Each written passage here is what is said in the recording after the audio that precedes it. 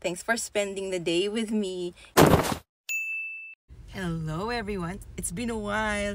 Alam na, minsan may pinagdadaanan lang at kailangan lang ng konting break. But napakaaga natin ngayon kasi pupunta tayo sa isang school. Titignan ko yung isang sinasabi nilang kailangan nilang mirror na ilagay sa ceiling. Tapos pupunta ako sa opisina para sa cash flow meeting.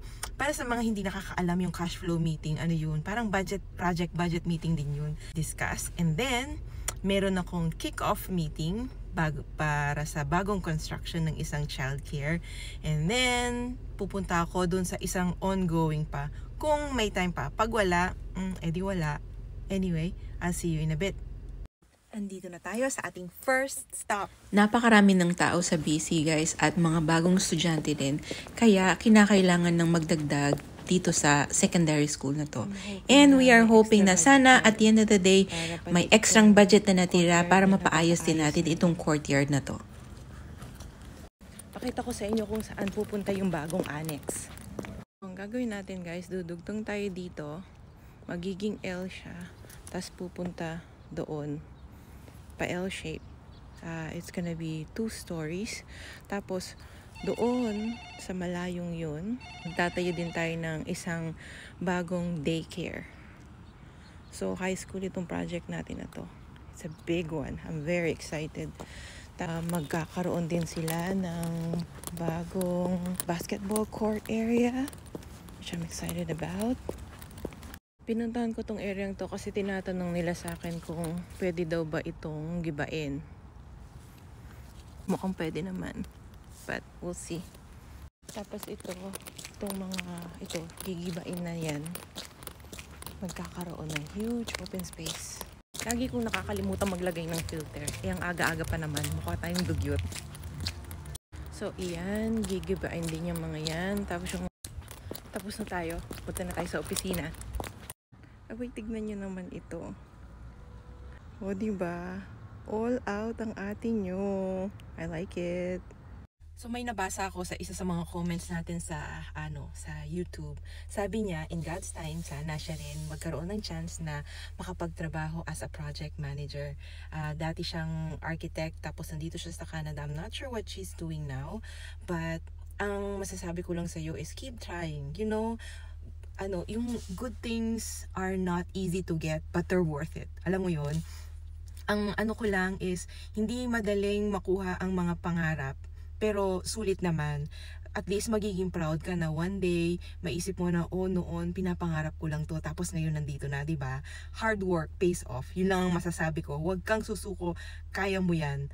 Isang araw, may isip mo na, oo nga, sa kakatry ko ng kakatry, andito na ako sa gusto ko, diba? I didn't get this position right away. Ang dami kong pinagdaanan, ang dami kong naging work, ang dami kong mga lugar na pinuntahan at kailangang nagsakripisyo pa ako para mag-review and all that.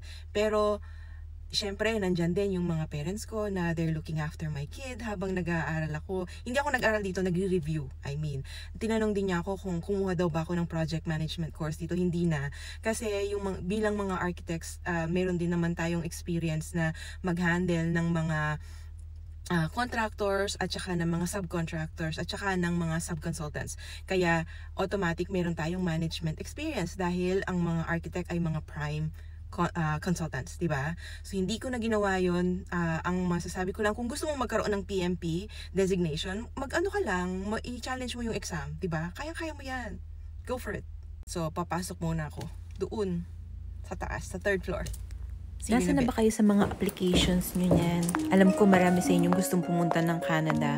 Pero I know mahirap na rin pumunta dito ngayon. Where are you na? Time check, 12:00 na and I am back in the car. Pupunta na tayo ngayon doon sa meeting natin bago mag-umpisa yung construction. Ang tawag doon is kick-off meeting. Alam nyo ba, maraming nasasabi sa akin na madali lang sa'yo ang buhay Canada kasi ganyan naman ang trabaho mo. Kasi kung makapagsalita naman sila, para namang this was handed over to me. Para bang bigla na lang dumating sa mga palad ko ba ang trabahong ito. Pinaghirapan ko to, day. Kaya deserve ko naman na i-enjoy siya, 'di ba? Kung alam niyo lang kung gaano karaming sakripisyo ang ginawa ko para makapunta dito. You know? And also kung alam niyo lang kung gaano karami ang dinanas ko bago ko nakuha ang gantong klaseng trabaho. Kaya sinasabi ko sa iyo, again, this is the second time I'm telling you, hard work pays off. Umuulan. We are done. The kick-off meeting. Hindi ko kayo pwedeng isama kasi, syempre, privacy, ganun. Meron pa dapat tayong isang pupuntahan.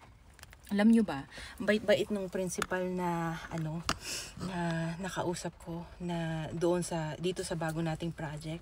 Sabi niya, okay lang daw. Ang dami niyang natutuwa tuloy ako na parang gusto ko siyang ipagtabi ng konti sa budget para naman mapinturahan yung buong school niya. 'Di ba? Nakakatuwa naman. Kasi alam niyo ba minsan kapag mabait ka, kasi alam mo naman, halimbawa ako, I'm giving everything I could para magawa yung isang project. Tapos kung pahirap pa yung principal, 'di ba? Parang napakahirap gumawa ng additional project ba na maibigay sa school kasi parang paano kung ayaw nila ng inconvenience uli, 'di ba? Pero ito game na game siya. Sabi niya, do whatever you can. The community needs it and all that. Sabi ko, nako, sana maipagtabi ko sila ng pera. Titipirin ko talaga ang project na to para mabigyan ko siya ng extra para mapinturahan ng school niya kasi napakaluma na, kawawa naman. Anyway, uwi na ako. Parang hindi na kaya ng energy ko na pumunta sa isa pang school kasi maghapon na tayo nasa daan. Sa Friday na lang, I'll take you, I promise. 2:30 na. Kung pupunta pa ako doon, matraffic, parang 2 oras na akong nasa biyahe kasama na yung yung pipicturean ko doon sa school na yun. It can wait until Friday. Anyway, I hope follow for more Buhay Canada. Hope that you have a beautiful day.